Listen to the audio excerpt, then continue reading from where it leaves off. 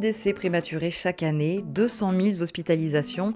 La surconsommation de médicaments en France est un sujet majeur. Souvent, ce sont les personnes âgées les principales concernées, avec des situations de polymédication à long terme, un terrain particulièrement fertile pour le risque iatrogène. Alors, comment repérer ces situations à risque? Chez qui envisager une déprescription? Comment présenter cette nouvelle information à des patients avec des habitudes bien ancrées? Mais aussi, sur quelle classe thérapeutique doit-on porter une attention particulière? On décrypte toutes ces situations du quotidien en médecine générale avec celles et ceux qui la font. Bienvenue dans ce nouvel épisode d'Au cœur de votre pratique, le podcast de l'assurance maladie qui explore les situations rencontrées par les professionnels de santé. Je m'appelle Maude Calvès, je suis autrice de podcast et je vous emmène rencontrer des professionnels de santé pour discuter de leurs pratiques, de leurs approches thérapeutiques, de leurs expériences sur différents sujets de santé. Aujourd'hui, direction l'Ardèche auprès du docteur Sylvain Bouquet, vice-président du Collège de médecine générale et médecin généraliste dans la ville de Lamastre.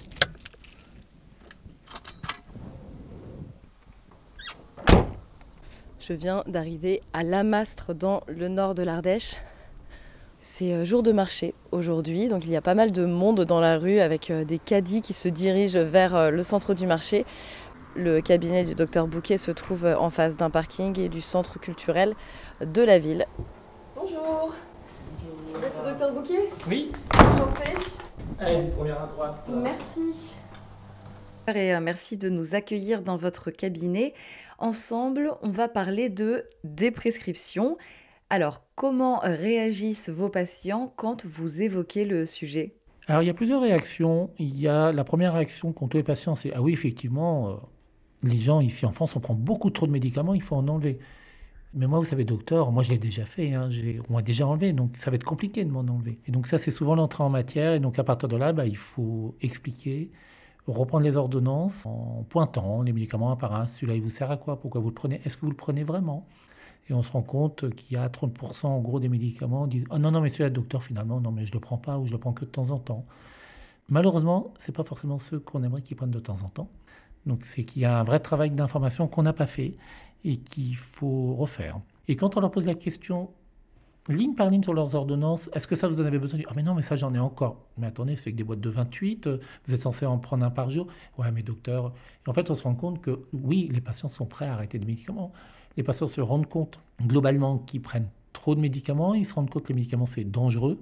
Ils ont cette notion, mais ils ont aussi la notion que pour eux, ils en ont besoin. Donc c'est à nous vraiment de leur expliquer dans les lignes de médicaments lesquelles sont nécessaires et on ne veut absolument pas qu'ils les arrêtent parce qu'ils ont une pathologie qui nécessite ce traitement-là, et lesquels ne sont pas forcément utiles. Quand on prend en charge nos patients et qu'on est dans la discussion de la réduction des médicaments, on a des médicaments sur lesquels on aura plus de mal d'obtenir une acceptation de leur part de des prescriptions, pour deux raisons.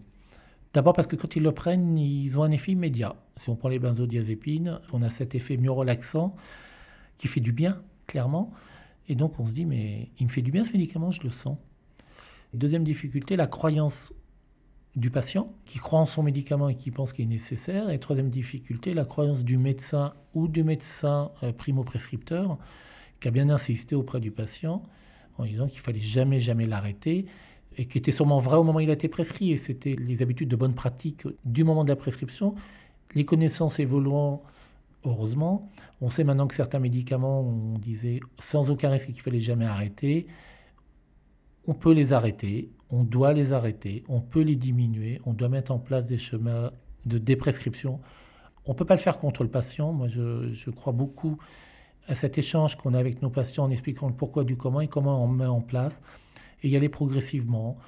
Au niveau des benzodiazépines, on estime aujourd'hui que 82% des prescriptions sont faites par nous, médecins généralistes, médecins traitants, sachant que ça englobe les primo-prescriptions et tous les renouvellements au long cours, en sachant que normalement les prescriptions sont limitées pour les raisons qu'on évoquait, c'est-à-dire que les hypnotiques sont limitées à 4 semaines maximum, et on sait aujourd'hui qu'on est en train de mettre en place des boîtes de 7 jours, puisqu'on est sur du traitement ponctuel à la demande, et que l'idée est vraiment d'essayer d'emblée, dès la primo-prescription, de rester sur ces boîtes-là, sur ces durées courtes. Et sur les gens qui en prennent depuis longtemps, ça nous impose à les revoir plus souvent, et donc à travailler la diminution et l'arrêt. Et les anxiolytiques, on est sur des durées un peu plus longues, on est sur des durées de prescription de 12 semaines, alors ce qui est logique vu les pathologies, qui a un sens, ça veut dire qu'il faut vraiment les réévaluer, avec pour mémoire qu'on a un paradoxe qu'il faut se remettre en cause, qui est cette histoire de je mets un antidépresseur, donc je mets une benzodiazépine en systématique, au cas où au début de traitement, mon patient faisait un virage dépressif grave mélancolique, dont les études ont montré que c'était loin d'être systématique et qu'on revient à la primo-idée. Et à part les benzodiazépines, sur quelle classe thérapeutique êtes-vous particulièrement vigilant? Alors on a une autre classe thérapeutique qui, je dirais pas qui nous pose un problème mais qui nous interroge, ce sont les inhibiteurs de la pompe à protons, les IPP. Pour les plus anciens d'entre nous, quand cette classe est arrivée sur le marché, on a vu nos patients qui avaient des ulcères de l'estomac passer de stade grave, voire mourir et être opérés dans des conditions d'urgence compliquées, à rester à la maison et guérir spontanément grâce au traitement. Du coup, c'est vraiment un médicament qu'on a vu sauver des vies, clairement. En plus, ce médicament-là, pour nous, au départ, est un médicament qui, a priori, posait aucun problème. On s'est rendu compte avec le temps qu'il en fait posait des problèmes. Notamment, on voit que quand on les met ce traitement au long cours, on est obligé tout doucement d'augmenter les doses, avec une efficacité qui diminue. Et avec quelques études, qui ont des biais, on est d'accord, mais qui ont soulevé deux problèmes. Le problème de la maladie du Zollinger-Ellison et le problème de l'estomac gastrique. Donc la question s'est vraiment posée, il y avait un rapport. Deuxième souci qu'on a, c'est que du coup on se retrouve sur un médicament qu'on met au long cours et qui n'a pas forcément nécessité d'être mis au long cours. On sait aujourd'hui qu'on a des prescriptions extrêmement importantes. On estime à plus de 8 millions de patients concernés par une prescription d'IPP, et notamment des prescriptions concomitantes AINS, IPP chez des gens de moins de 65 ans sans antécédents ou des gens qui ont plus de 65 ans et qui ont des IPP au long cours, sans même des fois qu'on sache, même eux-mêmes sachent pourquoi, alors qu'on n'est pas complètement sûr d'innocuité. Donc on a un vrai travail, nous, à faire avec nos patients pour mettre en place un schéma de déprescription. Alors il y a des protocoles qui existent de déprescription d'IPP qui sont extrêmement intéressants. On peut trouver sur le site de notre collège. Aujourd'hui, on se trouve face à des médicaments extrêmement efficaces qu'on peut se permettre de mettre en anti-inflammatoire sans forcément mettre d'IPP, sauf dans des cas particuliers, notamment les personnes âgées de plus de 65 ans ou les personnes ayant des antécédents, on est bien d'accord, d'ulcère d'estomac, mais sur des gens qui n'ont pas d'antécédents particuliers, pas de facteurs de risque particuliers, on se retrouve dans une situation où on peut se permettre de mettre un INS et d'amener l'IPP que si nous avons des symptômes pouvant évoquer des problèmes d'ulcère de l'estomac. Et donc du coup, il n'y a plus d'intérêt aujourd'hui, en dehors de gérer l'angoisse du médecin, de prescrire systématiquement un INS et un IPP dans ce cadre-là. L'IPP nous pose un deuxième problème, on l'a tous vécu, c'est qu'à un moment où on le commence, il est difficile de l'arrêter, notamment parce qu'il existe un effet rebond à l'arrêt. Donc c'est un médicament qui nécessite un sevrage progressif et donc qu'il faut anticiper. Est-ce qu'il existe aussi un questionnement autour de la prescription des IPP dans le cadre du reflux de l'enfant? On a tous connu, on est tous très très angoissés du malaise grave du nourrisson avec reflux. En fait, aujourd'hui, on est arrivé à un moment où il faut que ces enfants ne le rejettent pas. Les parents sont inquiets. Le moindre petit pleur, aïe, tout de suite, c'est des coliques et c'est un reflux. Et du coup, il y a une vraie demande de traitement. Là, je pense que c'est à nous de faire un travail explicatif. Aujourd'hui, on n'a plus que les IPP pour le coup pour ces traitements-là, avec des indications très précises, puisque aujourd'hui, pour prescrire un IPP, c'est ou un RGO occulté, non visible et qui est visible seulement sur la pH-métrie avec des signes cliniques de reflux, ou alors un RGO authentifié par endoscopie. Clairement, on a tous traité des reflux sur des enfants qui ne vont pas bien, cliniquement, sans leur faire ces examens. C'est un vrai questionnement, mais à nous de nous limiter vraiment à ces enfants qui ont des reflux graves et sévères, et pas juste à l'enfant qui rejette un peu après le biberon, même s'il pleure. Les prescriptions chez l'enfant ont augmenté de presque 400% en 20 ans, ce qui est logique avec la disparition des autres traitements, mais ce qui n'est pas logique par rapport à la nécessité réelle de ces traitements. Est-ce que cet enfant a vraiment besoin d'un traitement anti-reflux? Oui, effectivement, je lui donne. Je ne sais pas. On a des examens qui permettent d'aller regarder, qui peuvent rassurer les parents pour leur montrer que finalement le reflux de l'enfant n'est pas si grave, ou voir les symptômes qu'il a ne sont pas des symptômes de reflux. Alors la fibroscopie se discute, la pH-métrie, même si c'est des examens un petit peu invasifs. Et puis carrément, non, c'est-à-dire c'est un enfant, oui, il crache, il a un reflux, mais il grossit bien, il boit bien, il mange bien, il n'a pas de drapeau rouge comme on dit maintenant. Je ne prescris pas et si j'ai un doute, eh ben, je demande un avis spécialisé. Le but, c'est d'avoir une posologie la plus faible possible.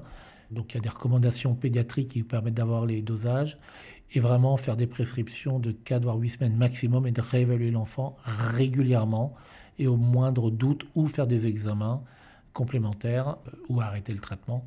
Lorsque vous faites face à des patients réticents, quelle est l'attitude à adopter? Comment vous, vous y prenez? Alors moi, je ne fais pas partie des médecins qui sont péremptoires en disant au patient, c'est comme ça, on l'arrête et point barre, parce que je pense qu'on perd à tous les coups et qu'ils vont voir ailleurs, ils se le font represcrire.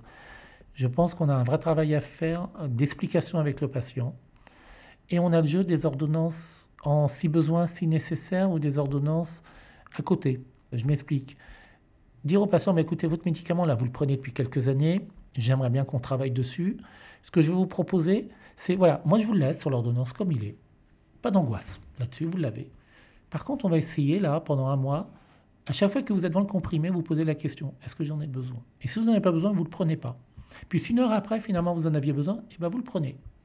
Et dans un mois, on fait le point, savoir combien vous n'en avez pas pris, combien vous en avez pris. Est-ce que c'était facile? Est-ce que c'était compliqué? Est-ce que vous m'avez haï à chaque fois ou au contraire? Est-ce que vous étiez content de ne pas le prendre? Et globalement, on se rend compte qu'avec le temps, quasiment tous finissent par arrêter leurs médicaments. Et l'intérêt, c'est de l'avoir régulièrement pour, par contre, refaire le point avec eux. Alors, au fait, le traitement, vous êtes allé le chercher à la pharmacie? Ouais. Moi, des fois, je leur demande, ramenez-moi la boîte, on compte ensemble combien il en reste dans la boîte. C'est une façon un peu ludique de leur montrer, bah, regardez, il y en a 28, il en reste 26. Ah, et puis en plus, il y en a un, je l'ai fait tomber par terre. Ils sont très fiers de nous dire ça. Donc on y arrive. Je pense qu'il faut qu'on crée cette alliance avec notre patient et qu'il faut qu'on ait de la discussion, leur expliquer, pour reprendre, pourquoi on a besoin de l'arrêter, pourquoi ce médicament ne nous convient pas, pourquoi il est potentiellement dangereux pour lui, pourquoi il n'est plus utile. C'est-à-dire que le rapport entre l'utilité qu'il a et le risque qu'il prend n'est plus dans le bon sens, et comment on va essayer ensemble de l'arrêter. Et j'insiste bien sur le ensemble. Une fois que le patient est partant et donc que vous commencez la déprescription, est-ce qu'il y a un suivi spécifique derrière? Il faut le revoir régulièrement pour qu'ils se sentent soutenus. Je pense que c'est vraiment important. Ils vont avoir des questions au fur et à mesure. Il y a des effets qui vont apparaître. Docteur, j'ai cet effet-là. Est-ce que c'est parce que j'ai arrêté mon médicament? Alors peut-être que oui. Donc dans ces cas-là, est-ce qu'on est allé trop vite? Est-ce qu'il faudra adapter la posologie? Et peut-être que non. Et donc il faut l'expliquer. Il faut qu'on arrive à emmener avec nous les gens qui sont autour du patient, que ce soit la famille, les aidants ou les professionnels. C'est extrêmement important parce que si d'un côté on fait un travail pour arrêter par exemple un hypnotique et que en fait le patient se retrouve avec son conjoint qui lui fait des scènes toute la journée parce qu'il ne dort plus la nuit, qui l'empêche de dormir, on n'y arrivera pas. Et si on a des professionnels qui continuent à mettre automatiquement dans le pilulier le médicament, par exemple, donc c'est important qu'on ait l'infirmière à domicile qui prépare le pilulier, l'aide à domicile qui va surveiller ou vérifier ou bien rappeler à la personne de prendre ses médicaments, qu'elle soit au courant que ce médicament-là, il est plus en automatique et puis le rappeler. Bien donner l'information à tous les gens qui sont autour que on est dans une phase de déprescription, donc ce médicament-là, il va être en si besoin, alors qu'il peut le prendre, qu'il n'y a pas de problème, mais qu'on ne le donne pas automatiquement avec tous les autres comprimés.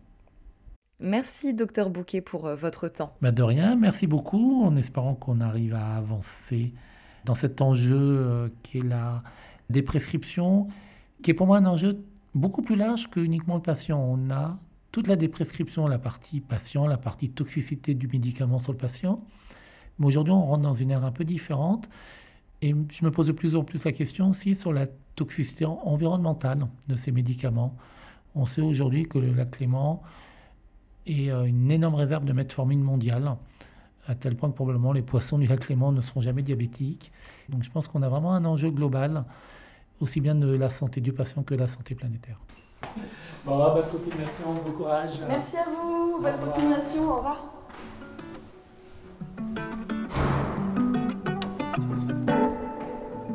Aujourd'hui, la déprescription est un vrai enjeu de santé publique, mais pour que les patients adhèrent, il faut un accompagnement pédagogique efficace de la part des médecins. Une approche essentielle pour les embarquer à 100% et diminuer le nombre de médicaments.